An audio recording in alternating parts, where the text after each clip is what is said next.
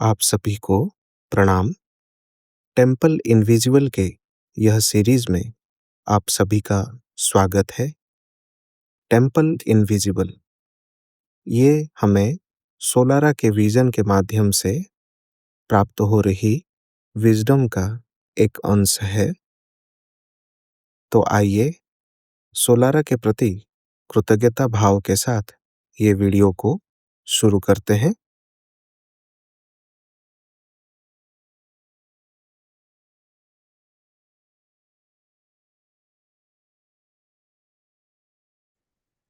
अब third part ये है टेम्पल 3 इनविजिबल। ये एग्जैक्टली नेक्स्ट दिन ही आता है, सितंबर 11 तारीख को। इसका मेन मैसेज क्या है? मेन मैसेज है we came into matter not to be imprisoned by it. हम उस साकार जगत में या भौतिक जगत में इसीलिए नहीं आए, या भौतिक रूप में इसीलिए नहीं आए कि हमें यहाँ पे कैद होकर रहना है करके, but to utilise it as a showcase to make visible the invisible. हम किस लिए आए साकार जगत में या साकार रूप में? वो इसीलिए आए ताकि एक शोकेस के रूप में इसे यूज कर सके, जो भौतिक जगत में अदृश्य है उसको दृश्यमान बना सके। ये है जो मनुष्य 260 किन गैलेक्टिक सिग्नेचर को लेकर इस धरती पर कदम रखे हैं, उन सब का मेन मिशन है ये। How else can the unseen be seen? तो सोलारा वहां पे प्रश्न करते हैं कि कैसे वो अदृश्य वो दृश्यमान हो सकता है? Only through our eyes. वो केवल हमारे आंखों के द्वारा ही हो सकता है। We are the eyes of the one. हम हमारा आंख, हम स्वयं वो जो वन है, यानी कि प्रकाश का जो एक जीव स्वरूप है, उसका सब हम आंखें हैं। Same one kind of Avalokiteshvara जैसा। हजार सिर हैं, ह- उसमें लाखों लाख आंखें हैं, और हम उन आंखों से अपने अपने वे में उस वास्तविकता को देख रहे हैं। अगर हम उस हाइटेंड परसेप्शन को चले जाएं, यानी कि उच्च स्तरीय दृष्टिकोण में पहुंच जाएं कि हम सभी का दृष्टि में दृश्यमान हो रहा रियलिटी एक बृहद रियलिटी है, तब वो शिफ्ट होने लगता है। हमारे अंदर सभी सेपरेशन दूर होने लगता है। Thus do we serve as an extension of the greater reality। वहां पे वो जो उच्च स्तरीय दृष्टिकोण में रहकर देखना, ये हमारे लिए क्या करता है? एक एक्सटेंशन जैसा काम करता है। यानी कि हमारा एक एक्सपांडेड विजन, जहाँ पे एक बृहद वास्तविकता को हम देख सकते हैं, अनुभव कर सकते हैं। Stretching into and beyond all previously perceived limitations and barriers as the time is mastered and dissolved। यहाँ पे आपको इक्वेशन भी बता दिया कैसे ये होगा, कैसे ये काम करेगा। क्या है?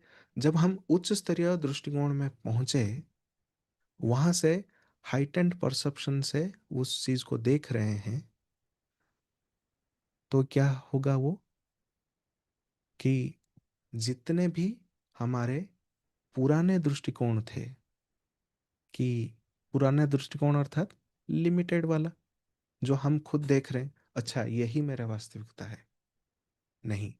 वो जो उच्च स्तरीय दृष्टिकोण है, उसमें हम सभी का आंखें जो देख रही है, या हम सब जो देख रहे हैं, वो एक वास्तविकता है करके। तो वो क्या करता है? एक ही झटके में समय का जो बैरियर है, उसके ऊपर वो मास्टरी हासिल कर लेता है। तो ये समय का बैरियर कैसे काम करता है? मान लीजिए अभी इसी सेशन में कुछ साथी यूएस के हैं, कनाडा के हैं, ऑस्ट्रेलिया के हैं, बांग्लादेश के हैं, बहुत सारे जगह से हैं। लेकिन हम सभी समय के आधार पर अलग अलग बिखरे हुए हैं, क्योंकि टाइम जोन अलग है। कहीं पे दिन हो रहा है, कहीं पे रात हो रहा है, कहीं पे आधा घंटा पीछे है, कहीं पे 2-3 घंटा आगे है। जब हम उस उच्च स्तरीय दृष्टिकोण से पूरी रियलिटी को, यानी कि पूरा पृथ्वी जो देख रहा है, उस विजन के आधार पे देखें, तो हमारा ये जो टाइम का जो बैरियर है वो टूट गया है।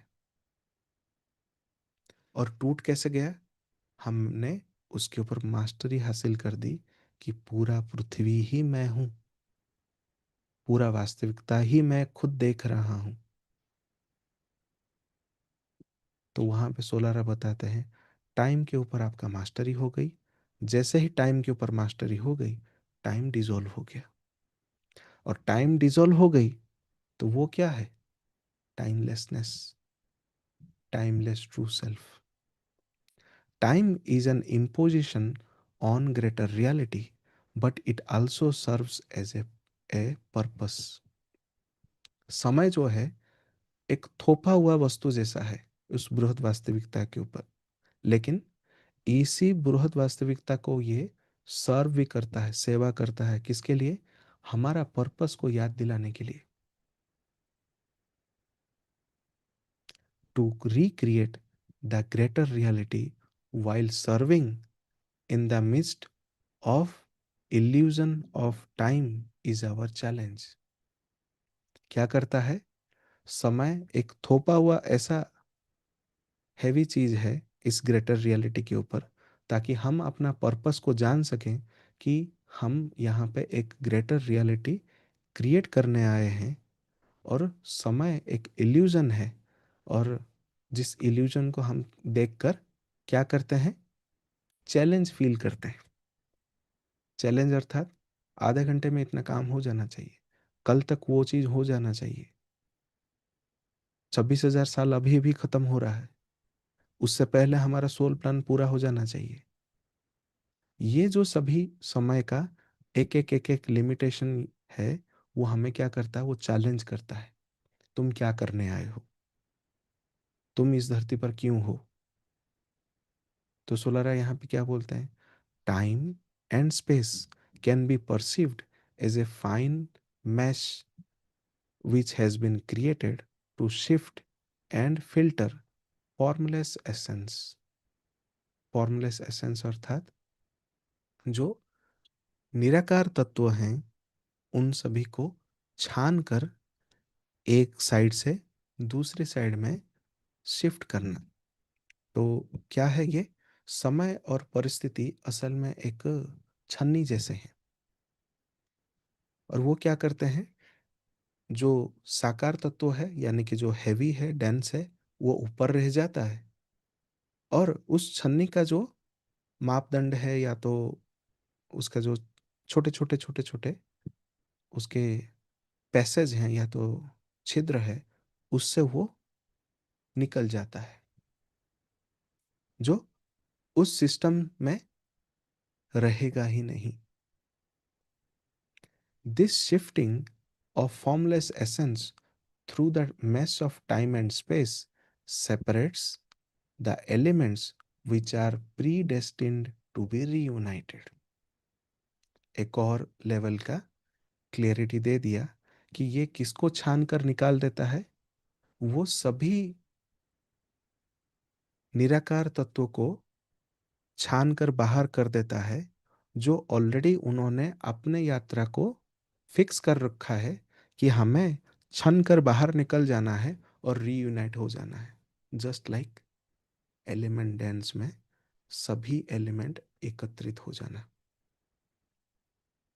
कि हमने ऑलरेडी एक प्लान किया था कि हमारे अंदर ये सभी अलगाव है। हमने अलगाव को इसीलिए अनुभव किया कि पृथ्वी पर यह जान सके कि पृथ्वी पर अलगाव है। जब हम जान गए कि हम एक उचित माध्यम है, दैविक माध्यम है, जिसके माध्यम से ये अलगाव को हम खुद को जोड़कर या खुद को एकत्रित करके इस अलगाव को तोड़ सकते हैं, तो हम इकट्ठा हो गए। और जैसे ही इकट्ठा हुआ, तो जिस जगह पे ऑलरेडी न्यू अर्थ हार्मोनिक रेजोनेंस है, वो हमें पूरी तरह से मदद कर रहा है, यानी कि टाइम एंड स्पेस उस परिस्थिति उस समय में मदद कर रहा है हमारा, कि ये जो सभी अलगाव थे अब सबको एक कर देना है। तो दो अलग अलग दृष्टिकोण है। एक ही समय में आप फंसा हुआ भी महसूस करते हैं, दूसरे साइड में वही टाइम एंड स्पेस आपके ही आपके ही लिए वो एक सेवक जैसा काम करते हैं। आइए, आपको इकट्ठा होना है, then let's create the greater reality. तो ये क्या करता है? When formless essence pass through the mess of time and space and experiences the illusion of separation, it creates a heightened yearning to return to conscious oneness. यह क्या करता है? जब ये निराकार तत्व उस छन्नी से बाहर निकलकर वो इकट्ठा हो जाते हैं, तब उन्हें पूरी तरह से रियलाइज हो जाता है, अच्छा समय एक इल्यूजन था और ये हमारे बीच में अलगाव पैदा कर रहा था। तो उनके अंदर क्या तड़प प्रकट होता है कि हम एक जागरूक एकत्व में आ गए, अब हमें बिखरना नहीं है। जिसके लिए हर सेरेमनी के एंड में हम एक बहुत बड़ा ग्रुप हग करते हैं। हमें रियलाइज हो जाता है कि अब हम उससे बाहर आ चुके हैं, अब हम एक हैं, एक ही प्रकाश के जीव हैं। दिस ईयरनिंग, ये जो तड़प है, causes a quickening within the individualized unit of consciousness which leads to profound transformation। जब जब हम उस छन्नी से बाहर आकर इकट्ठा हो जाते हैं, तो सोलारा क्या बोलते हैं? यही वो क्षण है जहां पे आपका अपना इंडिविजुअल कॉन्शियसनेस जो है, उसके अंदर एक प्रोफाउंड ट्रांसफॉर्मेशन होता है कि हम एक हैं, ऐसा करके।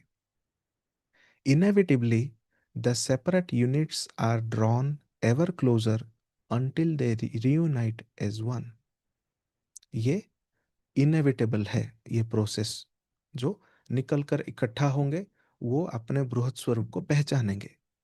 The separate units are drawn ever closer, यानी कि जितना वो बिखर कर अलग हो गए थे, अब वो उनको मिलना तय है। कैसे? As one. However, since they have experienced the painful illusion of separation, this serves as their triggering mechanism to break through in conscious awareness। हम सभी ने ये जो अलगाव का जो इल्यूजन हमने देखा, हम सभी के लिए एक पेनफुल एक्सपीरियंस जैसा था। लेकिन सोलारा क्या बोलते हैं? इसने एक परफेक्ट सेवा किया हमारा, कि हमें ट्रिगर दिया कि हमें इस जागरूक सचेतनता में लौटें करके। Thus, when they reunite, they come together in a transformed state of heightened awareness। लेकिन जब वो इकट्ठा हुए और उस इल्यूजन को पूरी तरह से तोड़ दिया और अपने सारे एसेंस को इकट्ठा कर दिया, तब क्या हो जाता है? अब वो एक होकर उनके अंदर इतना हायर लेवल का अवेयरनेस आ जाता है कि उसको हम नॉर्मल अवेयरनेस से कंपेयर नहीं कर सकते। The star of one has finally been glued back together. जो हमारा एक तारा का जो प्रकाश का स्वरूप है, अब वो फाइनली ग्लूड हो रहा है। ग्लूड अर्थात जैसे हम अलग अलग प्रकाश के कणों को ग्लू लगा के जोड़ते हैं और सब एक बल्ब जैसा चमकते हैं। The formless essence has reformed itself. ये जो सारे निराकार तत्व जो थे, अब वो क्या कर रहे हैं? वो अपना रिफॉर्मेशन कर रहे हैं, मतलब जैसे वो पहले थे अब उस फॉर्म में लौट रहे हैं। Yet there has been a shift, अभी और भी बदलाव हैं। द स्टार इटसेल्फ डिफरेंट, अब वो तारा ही बदल गया है, क्योंकि तारा पहले बिखरा था, अब वो फिर से जुड़ रहा है। उस वो अपने फिर से फॉर्मेशन में आ रहा है, मतलब अपने ही फॉर्म में आ रहा है, आकार में। लेकिन वो तारा जो पूरा बना है, अब वो तारा ही बदल गया। तो क्या है? The red sun has been transformed into white star. इसकी बात भविष्यवाणी में भी की गई थी कि सूर्य ही बदल जाएगा, तारे भी बदल जाएंगे, पूरा ज्योतिषीय संरचना भी बदल जाएगा। तो यहाँ पे एक मेटाफोरिक मैसेज जैसा है, इसको डिकोड करना हम सभी का अपना अपना एक एक्सपीरियंस उसमें लगेगा। तो सोलारा यहाँ पे क्या बोलते हैं, जो लाल सूर्य था अब वो पूरी तरह से बदल कर एक सफेद तारा बन चुका है। This shift in solar rulership signifies an entrance into new octave of awareness beyond our present imagining। इसके बारे में भी इवन सूर्य का जो पुराण है उसमें भी है वर्णन। क्या? कि जो सोलर रूलरशिप है, यानी कि जो हर युग में सूर्य का जो शिफ्ट होता है, बदलाव होती है, तो सूर्य के द्वारा जो रूलरशिप है ये पूरी तरह से एक नई धुन में बदलाव हो चुका है। बियॉन्ड आवर प्रेजेंट इमेजिनिंग, हम वर्तमान समय में जितना आकलन लगा सकते हैं या इमेजिन कर सकते हैं, उससे कई डिफरेंट वे में ये बदलाव हो चुकी है। Passing through the doorway of 1111 enables us to bypass all previously established patterns of progression। जैसे ही हम 1111 के डोरवे से निकल कर आए, तो उसने क्या किया, एक पूरा बाईपास क्रिएट किया। जितना पैटर्न्स ऑफ प्रोग्रेशन थे, कि आगे की यात्रा के लिए जितने पैटर्न क्रिएट हो रखी थी उन सभी को उसने बाईपास कर दिया। It enables us to transcend all previous evolutionary timetables। उसने उन सभी इवोल्यूशनरी टाइम टेबल को ही बदल दिया, या तो उसके पार ले गया। जितना हमने सोचा था कि अच्छा ये प्लान काम नहीं करेगा तो मैं ऐसा काम करूंगा, ये प्लान नहीं होगा तो ऐसे बढ़ना है, ये धीमा वाला प्लान है, ये फास्ट वाला प्लान है, ये सभी जो हमने पैटर्न बना रखी थी कि ये ऐसे हमारा इवोल्यूशन का प्रोग्रेस होगा करके, उन सब को उसने बदल के रख दिया। इसलिए बहुत सारे साथियों को अभी भी वो क्लैरिटी या तो समझ में वो सेट नहीं हो पाए हैं कि इतना इजी टेक्निक के माध्यम से भी हम बदल सकते हैं क्या, इवोल्यूशन इतना इजी भी हो सकता है क्या, और इतना ज़्यादा करके हमारे जो मुनि ऋषि तप करते थे उसके बिना भी ये पॉसिबल हो सकता है क्या। जिसका एक छोटा सा एग्जाम्पल है, वो आप सभी को एक एवेकनिंग का ट्रिगर देगा, वो मैं बताता हूँ। हर एक प्रोसेस में हम खुद को तैयार करते हैं, और प्रोसेस जो है एनर्जी को हमें एंकर करने में मदद करता है। और स्पिरिचुअल जितने भी टेक्निक्स हैं, साधनाएं हैं, वो हमारे अंदर ऊर्जाएं जो है वो बढ़ती है, और ऊर्जा बढ़ती है तो चेतना का स्तर बढ़ता है। उन सब में हम सभी को पता है भारतवर्ष में मंत्र का इम्पोर्टेंस है। तो मंत्र का इम्पोर्टेंस है, मंत्र जहाँ पे है उससे पहले न्यास की एक विधि है। न्यास के माध्यम से हम अपने शरीर को एक मंदिर जैसा बनाते हैं, और जहाँ पे हमारा शरीर का जो केंद्र है, यानी कि कोर ऑफ आवर बीइंग जो है, वो विग्रह हो जाता है, जिसको इनर सैंक्टम भी कह सकते हैं। और ये इस सेशन से बहुत मेल खाता हुआ एग्जाम्पल है, इसलिए मैं आपको शेयर कर रहा हूँ। और इससे आपके अंदर का एक बिलीफ सिस्टम भी टूटेगा। तो न्यास बहुत आवश्यक है। न्यास के बिना वो ऊर्जा आएगा ही नहीं, क्योंकि मंदिर तैयार नहीं है तो विग्रह का तो जो पूजा है वो कैसे हो सकता है। तो न्यास के माध्यम से ऋषि मुनि जो है, मंत्र का जो पावर है उसको बढ़ाते थे, क्योंकि मंदिर जितना विशाल और क्या बोलते हैं पावरफुल होगा, उसका विग्रह उतना ही पावरफुल है। यानी कि वो मंत्र उतना ही पावरफुल है और उतना इजी है। तो जितने भी गुरुओं के लिनिएजेस हुए, जिसको परंपरा या तो अलग अलग उनके लिनिएजेस थे, उन्होंने क्या किया, साधनाएं की। और मंत्र का जो हाइटेंड प्रैक्टिसेस थे, मतलब आपको 2 करोड़ जाप करेंगे तो ये तब सिद्ध होगा, 1 लाख करेंगे तब सिद्ध होगा। तो जितने एंशियंट टाइम के मुनि ऋषि हुए, उन सभी चीज़ों को उन्होंने पहले से ही अपने विजन के माध्यम से देखा था कि आने वाले समय में ये सभी चीज़ें संघर्षपूर्ण होगी। तो मंत्रों को क्या किया उन्होंने, अपने सिद्ध पावर से उन्होंने उसको छोटा किया। यानी कि जहाँ पे 1 लाख आवश्यक है, वहाँ पे 11 बार। जहाँ पे करोड़ों आवश्यक हैं, उसको 21 बार। इतना अपने साधना के बल से, सिद्धि के बल से उसको कंप्रेस किया उस ऊर्जा को, और अपने शिष्यों को वो न्यास सिखाकर वो मंत्र को दिया, और कहा कि न्यास के साथ आप केवल 11 बार इसका आपको उच्चारण करने हैं, पाठ करने हैं।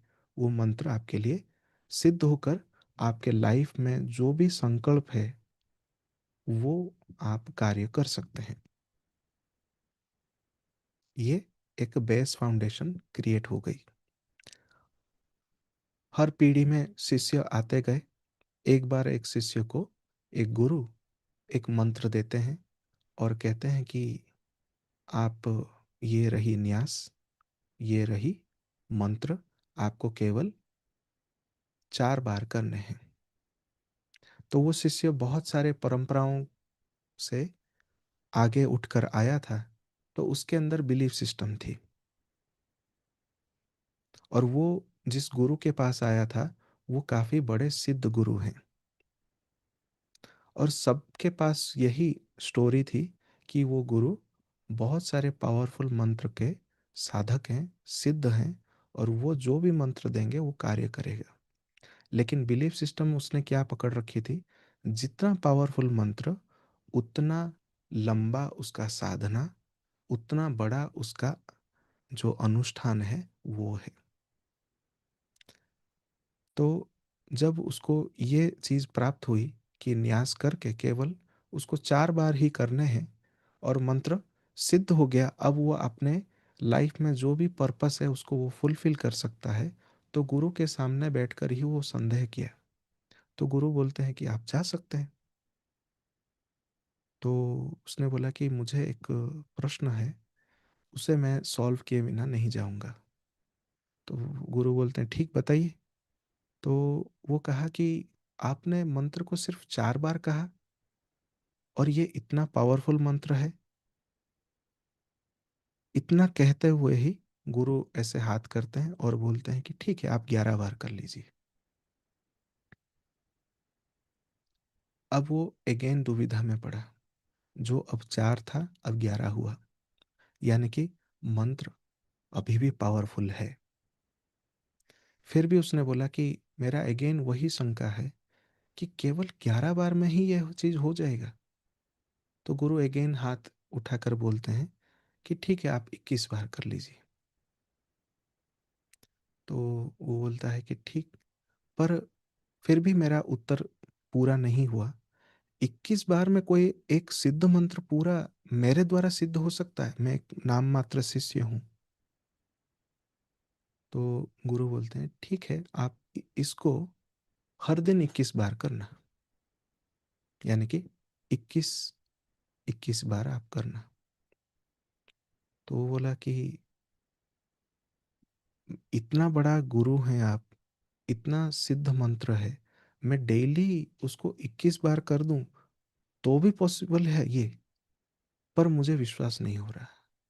तो गुरु ने क्या बोला कि ठीक है, आप डेली इसकी 21 मालाएं शुरू कर दीजिए, और इतने वर्षों तक। तब शिष्य को आश्वस्त हो गया, इतने साल 21 मालाएं मुझे करनी है, अर्थात ये मंत्र सही में बहुत पावरफुल है। और वो खुशी खुशी अपना कुटीर चला गया और वहाँ पे साधनाएं शुरू कर दी। जितना वर्ष उसको कहा गया था उतना वर्ष उसने साधनाएं की, और गुरु के पास लौटा, ताकि वो जो भी सिद्ध उसने हासिल किया वो दिखा सके, तो गुरु उसको परमिट करे कि आप अब मुक्त हैं गुरु परंपरा से, और आप अपने लाइफ के पर्पस को फुलफिल कर सकते हैं। तो वो आकर अपना सिद्ध प्रदर्शन किया। गुरु ने एज यूजुअल ही जो अपना एक्सप्रेशन है दिया, और कहा ठीक है, मिलते हैं, आप आगे बढ़िए। शिष्य वहीं खड़ा है। तो गुरु ने बोला कि आप सेटिस्फाइड नहीं हैं? आपने तो इतना बड़ा साधना किया, इतने सालों तक किया, जो आपको छोटे से प्रोसेस में हो सकता था, आपने इतना बड़ा अनुष्ठान करके उसको किया। तो शिष्य ने बोला कि मैं इसीलिए तृप्त नहीं हूँ, क्योंकि वो तृप्ति आपके फेस में नहीं दिख रहा है, आप खुश नहीं हैं। तो गुरु बोलते हैं कि हाँ, मैं खुश नहीं हूँ, मेरे अंदर अतृप्ति है। तो शिष्य पूछते हैं कि ये मेरा लास्ट प्रश्न रहेगा, इसका उत्तर दीजिए कि आप क्यों खुश नहीं हैं? मैंने इतना बड़ा साधना करके लौटा हूँ। तो गुरु वहाँ पे उत्तर देते हैं कि मेरे गुरु, उनके गुरु, उनके गुरु, उनके गुरु, जितने भी उस परंपरा से आए हुए हैं, उनके जो सबसे पहले जो गुरु हुए, यानी कि साधक, उन्होंने इस मंत्र को इतना पावरफुली साधनाएं की, और न्यास के पावर से उसको कंप्रेस करके उस मंत्र को 4 बार पढ़े तो सिद्ध हो जाए, उसको उन्होंने जागृत कर दिया था। लेकिन गुरु परंपरा में ये ऑलरेडी फिक्स है कि जो आपसे आगे लिनिएजेस आएंगे, यानी कि आपके शिष्य आएंगे, उनको उतना बार उस साधना को, यानी कि उस मंत्र को साधना पड़ेगा। लेकिन जो मेरे सबसे पहले के गुरु रहे, उन्होंने उस मंत्र को 4 में कंप्रेस कर दिया था। लेकिन आपने इसको इतना करोड़ों बार जाप किया है, इतने वर्ष में हर दिन 21 मालाएं करके इतने करोड़ों टाइम आपने उसको जाप किया है, तो आपके जितने भी शिष्य होंगे, उनको उनका साधना का जर्नी जो है संघर्षपूर्ण हो जाएगा।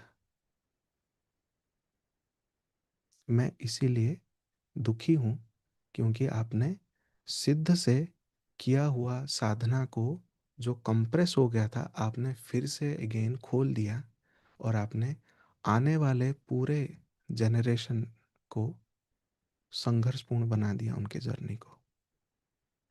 ये है आपका बिलीफ सिस्टम, आपके जर्नी को कितना संघर्षपूर्ण बनाएगा वो भी तय करेगा। आपका कॉन्शियस निर्णय ये तय करेगा कि आप सही में उसे किस वे में करना चाहते हैं।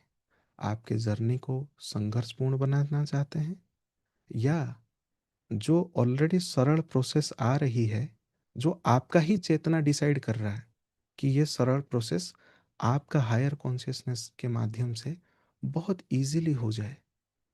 लेकिन अगर आपका कॉन्शियस डिसीजन ये है बिलीफ सिस्टम के अनुसार, ना ना ना, गुरु तो वहाँ बैठे हैं गेरुए वस्त्र धारण करके, वहाँ ही करोड़ों बार हो सकता है। तो आप अपना जर्नी को अगेन स्ट्रेच कर रहे हैं आपके निर्णय के माध्यम से। सो ये ध्यान से समझिएगा, समझकर अपने लाइफ को आगे बढ़ाइएगा। तो यहाँ से हमें एक बिलीफ सिस्टम टूटना ही चाहिए। आप जितना लंबा साधना करो उसका कोई ये फलवर्ती नहीं है कि आप उच्च साधक हैं। ये इम्पोर्टेंस है कि आप कितना स्मूथली अपना सोल प्लान को फुलफिल कर रहे हैं।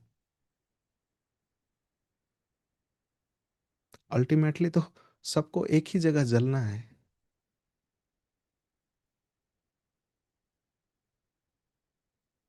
तो यहाँ पे भी वही चीज़ कह रहे हैं कि this yearning causes a quickening within individualized unit of consciousness which leads to profound transformation।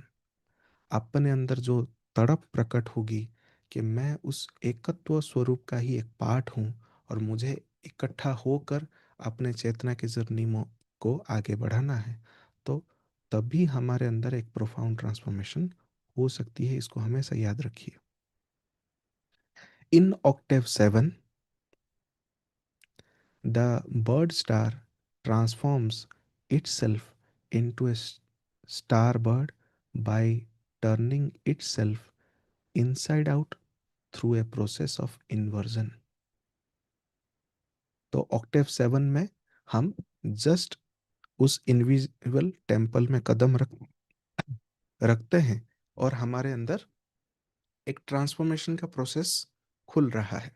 अब हम ट्रांसफर के लिए तैयार हो रहे हैं ओल्ड रियलिटी से न्यू रियलिटी में।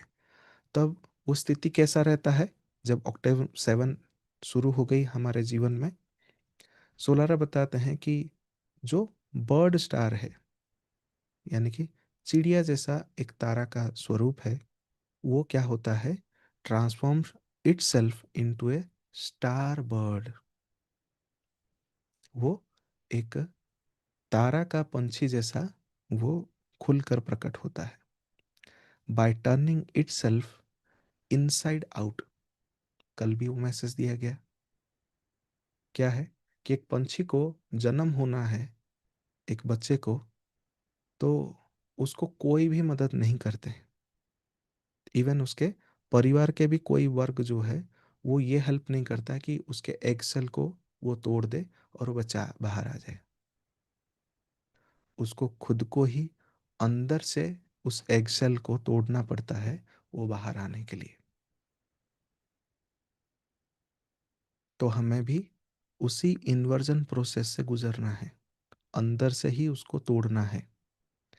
इन Octave 11 there is a repatterning into a star mandala, into a new star mandala, which is then projected into beyond the beyond।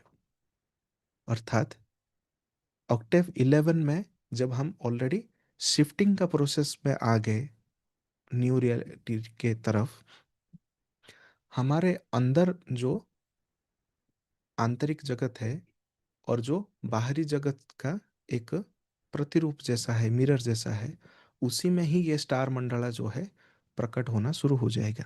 Which is then projected into beyond the beyond. अर्थात अंदर जैसे ही shift हुई, बाहर भी उस reality का beyond the beyond, मतलब जितने सारे जगत में आपके अलग अलग रूप हैं, स्वरूप हैं, उनमें भी ये रीपैटर्निंग करेगा। तो ये था टेम्पल इनविजिबल का एक पार्ट, जिसमें हमने सोलारा के विजन के माध्यम से कई उच्चतर विजडम को प्राप्त किया।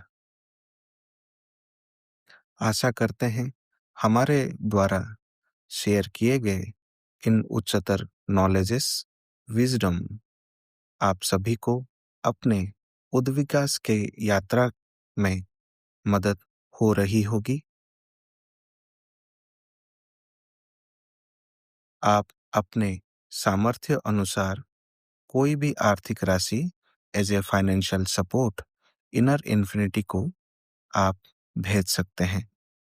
उसके लिए स्क्रीन पर दिए गए इंफॉर्मेशन को यूज करके आप हमें फाइनेंशियल सपोर्ट भेज सकते हैं। ग्रैटिट्यूड। आप सभी को प्रणाम।